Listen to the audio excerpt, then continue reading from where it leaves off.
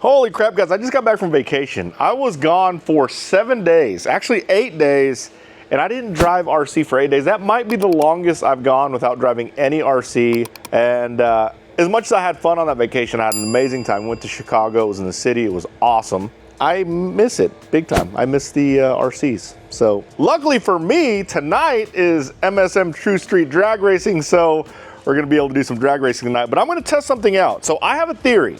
A lot of people run aftermarket batteries, high voltage batteries, all different types of crazy stuff. I don't think it matters. And the reason why I don't think it matters is because we can't put all the power down anyways, so I just run a regular Traxxas battery. However, today what we're going to test is will a high-end, an amazing battery, this is the 8500 2S battery. This is 140C, I believe. 140C. Will this make me go faster? So I'm gonna run this battery today at drag racing. It's just perfectly legal, by the way. I'm gonna run the battery all the way forward, try to put as much weight on the front as I possibly can. But before I do, I have to make a connector for it.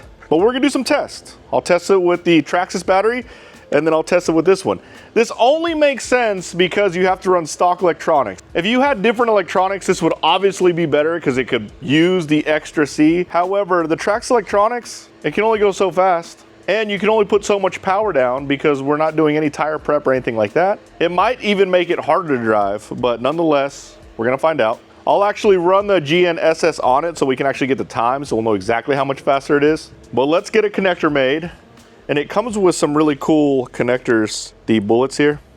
So let's get a connector made. I gotta put a Traxxas plug on it, which Traxxas actually doesn't make female connectors anymore, so I have to use an aftermarket one. And we'll see how she does.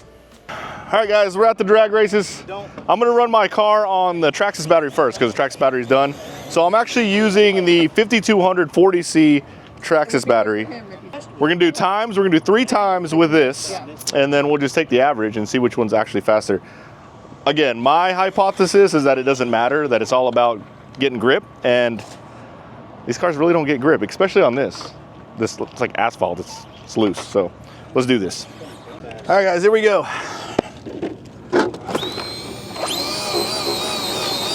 Make sure we heat them up really well. Ooh, those are hot.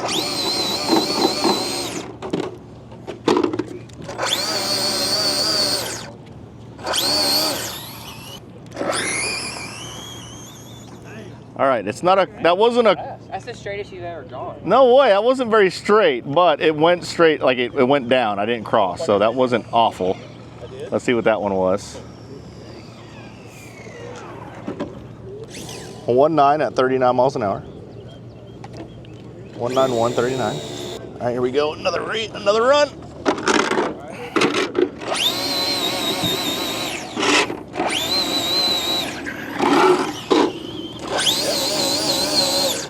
Took it. That one was extremely straight, but I felt a little bit of slip, but we're not gonna adjust the slipper because for testing purposes, we just wanna make sure everything stays the same for both batteries.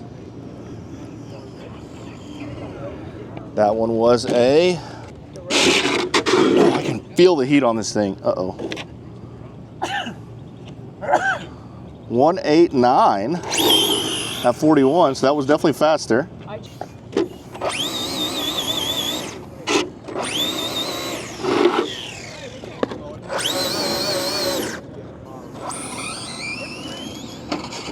Oh!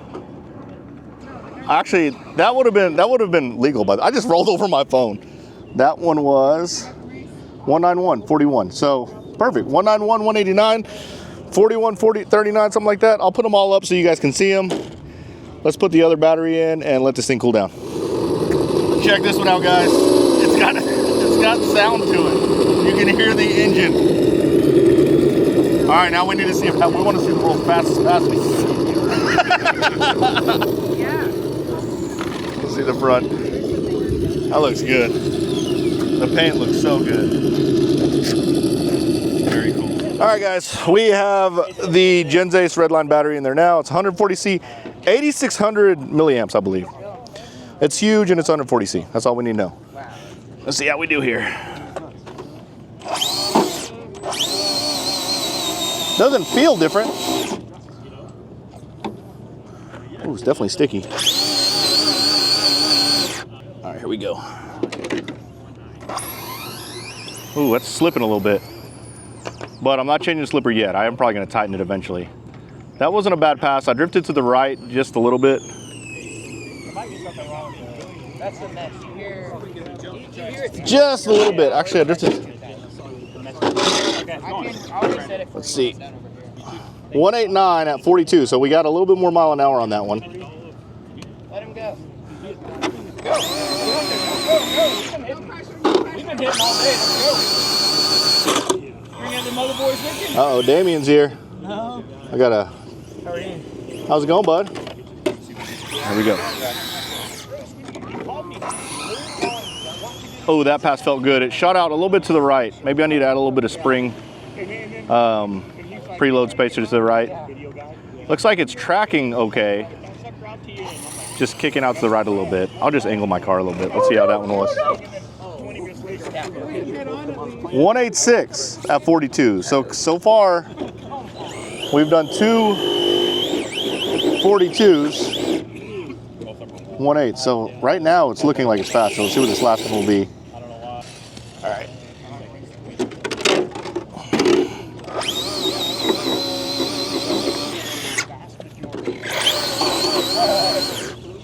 All right, here we go. They're both the same. That was straight as can be. I angled the car out to the left a little bit and it hooked right and went straight down. My goodness, that was perfect. I couldn't find the first record, so you're not gonna see that one, but it was a 186 or 1.8 something. That one was a 184 at 43. Wow, that was the fastest one I've had so far. So I think the evidence is pretty obvious here. I was wrong.